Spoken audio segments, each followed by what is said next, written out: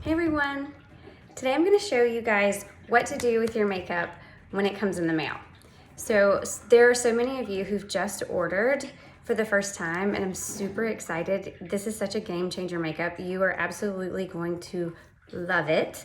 However, there's a little bit of a learning curve when you receive all of this beautiful packaging in the mail. Your compact and everything is kind of separate, and you may not be sure what to do with all of it. So today I'm going to give you just a little quick tutorial on what to do with your makeup when you receive it, and how to organize it in your compact, and then a quick tutorial on how to apply your makeup. So I have put the colors in. I did put my own foundation colors, but I am using the colors that my beautiful friend Sainer has ordered and just shipped today. So super exciting. And so I'm gonna be following what I would do based on her order. So when you get your, open up your makeup box, you're gonna see these little full-size tins like this. Now, to open these, you just stick your thumb on the back like this, and you just kind of put some pressure, and it should just pop right open. Okay, so you take these out, and they're all magnetic. So you would just show you here with this compact. You just pop it right in, and it's stuck there. You can pop it in and out. One thing I do suggest, you can discard these, but I would keep just a couple of them, one or two, because when you do have all of your makeup in and you're ready to put a different one in there or replace it, you can use this edge to pop up that magnet and release it, and it just comes out easier without getting makeup on your fingers, because it is a bit tricky to pull them out when they're all stuck in there together. Okay, so once you have pulled out all of your, pulled the top off of all of your tins and placed them in your compact. This is the Compact 12 palette, so it fits 12 full tins, but that means that it would fit 24 of your eyeshadows, which are the half tins. So what I like to do, I love this, formerly known as the mini double decker, and it's called a double decker because there are 2 pages here. And it's awesome because you can put all of your creams in one side and then your powders on the other side. And that kind of just keeps the powder from getting into your creams. Although there is a super simple way to clean up your creams whenever you need to. But so you have all of your creams. I have my main highlight and my brightening highlight. So you'll have 2 foundation colors, and then you'll have a contour color. Now your contour is also foundation. You don't double up. So you just put your contour where your contour goes, and your main where your main goes, and your brightening where your brightening goes. You do not have to do like all over main and then brightening on top of that and then contour on top of that. It's just 3 different places where you put 3 different creams. So you're not piling makeup on your face. It is buildable, so if you want a fuller coverage, you can absolutely do that. But I'm gonna go ahead and start. Now, a lot of people start with their contour placement. It kind of gives them like boundaries for the paint by number. So that's what I'm gonna do. You do not have to do that. And I'm gonna start with this detail brush. You can also use your fingers. A lot of times I use my fingers for my contour placement because it's just easier. And for whatever reason, sometimes the contour, depending on which color, sometimes the formula is a little bit harder. So in the summer I don't have this problem, but in the winter when it's just kind of really cold in my cosmetic drawer, it just doesn't warm up as quickly, so it doesn't come onto the brush as well. I'll do both. I'll do one with my fingers and one with the brush to show you. So I'm gonna take the edge of my detail brush and just go in like this, and go right down, like you're gonna find your cheekbone and go right there below it. If you want a higher cheekbone or the illusion of a higher cheekbone, then you can take your contour as high as you want. You can go down more vertically, you can come in more horizontally. Horizontally is gonna kind of plump your cheeks. And if you go more vertically, that's gonna kind of sculpt them and narrow it a little bit. So, and there's lots of information out on that as well, but you know, this is basic. So what I would suggest is that you just play around with it until you find the way that you like it on your face. Okay, so that looks like it's a lot, but I promise you it's not. Okay, so on the other side, I'm just coming in here with my contour on my finger, and I'm just gonna place it with my finger. Okay, and then you can blend that out later.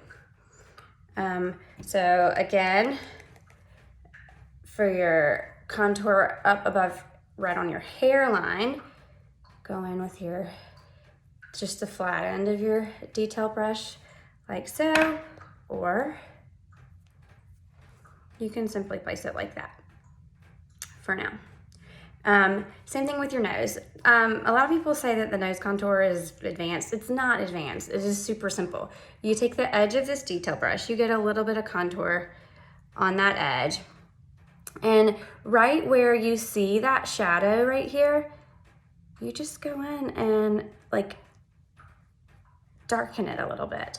You can start up at the brow and just darken a line down. Do the same on the other side.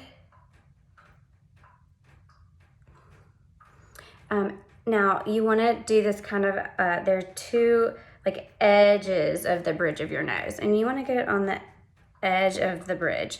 Now, the further in these two straight lines are, the skinnier your nose is going to look. The further away you make them, the wider your nose is going to look. And you can give a little shadow or dimension down here, and that's it for your contour there. Now, same thing with your chin. You can use, I'm gonna show you with my finger here, you can just go like right where you see the shadow in the mirror, you just kind of accentuate that, or take your contour and just go right along that line. And once you blend that out, it gives the illusion of just more of a chiseled jawbone. You can also just use the brush and go down like that. Okay. When you're blending, I'll go ahead and blend this and show you. When you're blending the jawbone, it's really the only area that you blend down.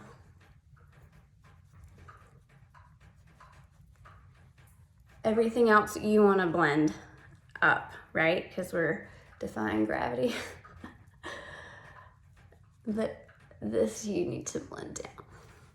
Okay, so I'm not gonna blend any of this. It actually is nice if you let it sit on your face for a while. It warms it up and then it blends like butter. It's amazing. Okay, so for the main highlight, I'm gonna go in now that I've got all of my contour placed where I want it. You can go in with, I'm gonna still use my detail brush with my main highlight, and you just go in very, very lightly. I will say that one of the most common mistakes that people make with their 3D foundation is they apply their main foundation, their main color, too full to begin with. So you really only need a little bit tapped into that brush. Now, your main highlight is going to go right under your contour here, basically anywhere that you would grow a beard. So around your lips, your chin.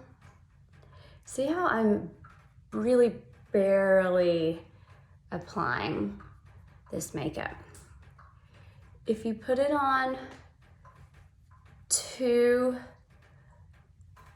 too dark or too full to begin with, you will experience a cakey look, and you want this to look natural.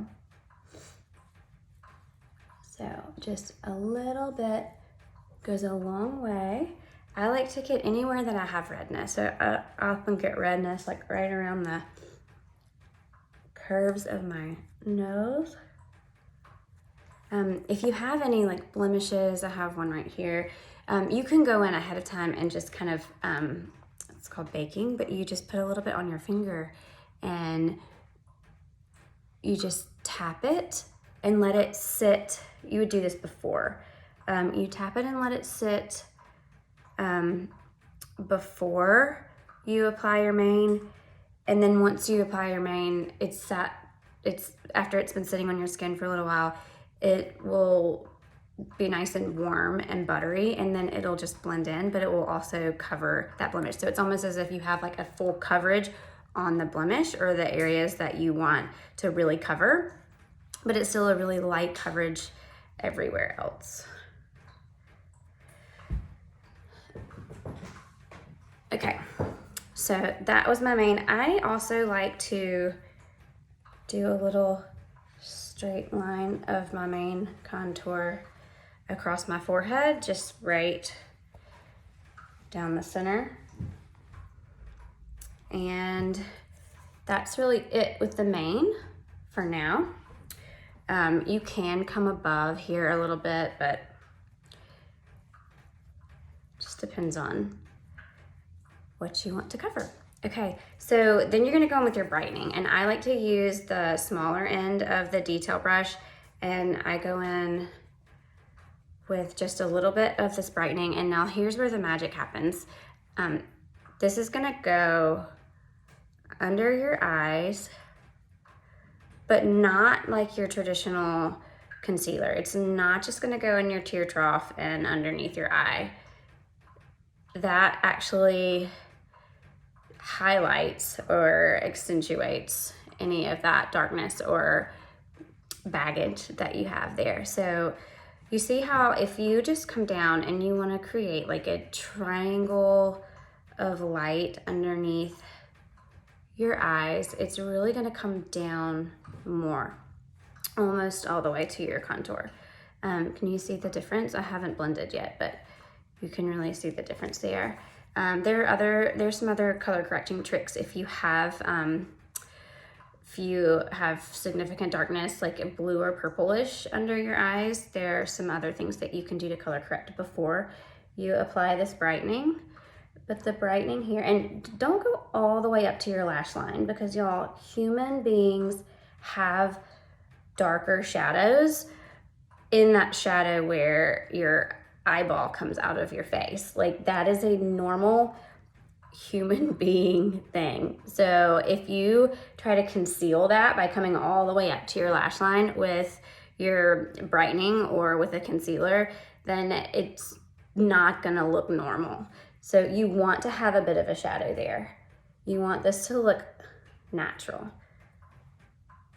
But, you know, coming down where your tear trough is, you can also kind of get in here. I also like to take my brightening highlight and go ahead and prime my eyelids.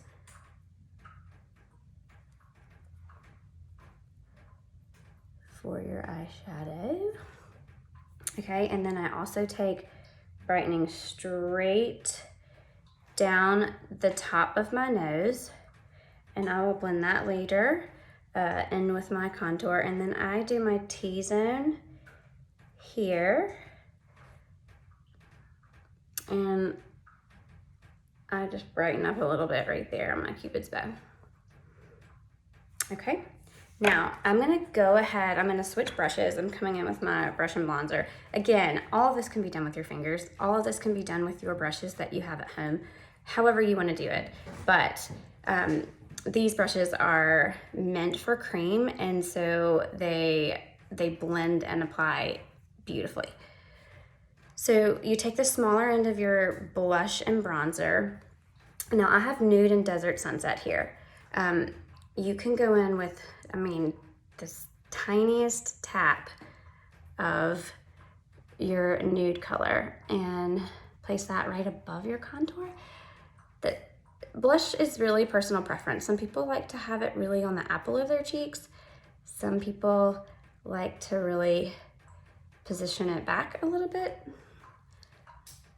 I like to put mine really kind of right above my contour, like so. Now I also have Desert Sunset here, and you can mix these two. You can apply one over the other. You can do just one or the other. The nude is a little bit more of a matte, and the Desert Sunset is glossier. So depending on what kind of coverage you want, if you really want a dewy look, then putting a little bit of that Desert Sunset on top will look really nice and dewy. So you can apply that on top. Or you could just apply that to your lips. Now I am gonna do a little nude on my lips, and I just use my fingers, and then I go in with the glossy Desert Sunset on top.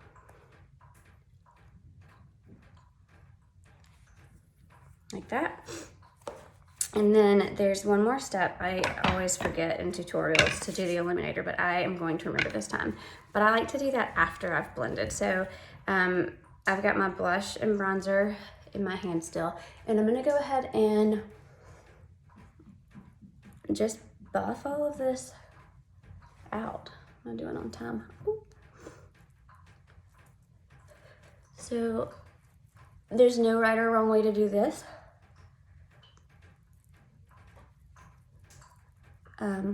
I kind of use circular motions. If you want to blend it really, really well, you can use this denser, smaller end. If you just kind of want to lightly blend it, you can use this larger, fluffier end. I'll show you how I use that in just a bit. I'm trying to stop talking and get done. Okay, so make sure you blend that, and then don't forget under your chin. It's hard to see in the mirror when you're doing it. So many times I show up at school and I still have contour on my jawline that I haven't blended. Okay, so you just blend it all together, and then if there's anything that you feel like you blended too much, you can go back in. I'm coming back in with my Desert Sunset. I love a dewy look, and the Desert Sunset is really dewy, so I like to kind of come back on top, go back in here. Okay, the last, well, two more steps really quickly. So illuminator, I'm using rose gold here. I love illuminator. It's like just that, like, I don't know, finishing touch. It just kind of gives more of a, like an airbrushed, dewy glow. So I've got a little bit on my fingers, and I just go right, it's almost like a layer, like a contour goes here, and then my blush, and then I do this very subtle shimmer above that, like right above that cheekbone. Not under the eyes, just like over to the side. But I also like to put some right under my brow bone. I like to go down my nose a little. Cupid's bow. You can even, as long as you're not using the perfume one, the perfume illuminator, which is amazing, by the way, just not on your lips because it does not taste good. But you can always shimmer up any of our lip and cheek colors with the illuminator. And there you go. The very last step that you should not forget, because it's amazing, is bronzer, Bella bronzer. So, and I've still got it in my other compact because it can get messy. I like to kind of put it in some white space. So you're gonna take this bigger end, and this is also a cream, which is kind of weird for some people because they're like, how do you use a cream bronzer? But you just really kind of swish that around, get it on your brush, and then you swish it over your face, anywhere that you'd like to warm up. So the difference between this and contour is going to be that shadow that gives you dimension. Anywhere you want to create sculpting or shadow on your face. The bronzer gives you that like suntan. So where you get a suntan is completely different from where you have shadows in your face. The shadows in your face are areas that don't get a tan. So you would want to do like down your nose, maybe your chin, your cheeks,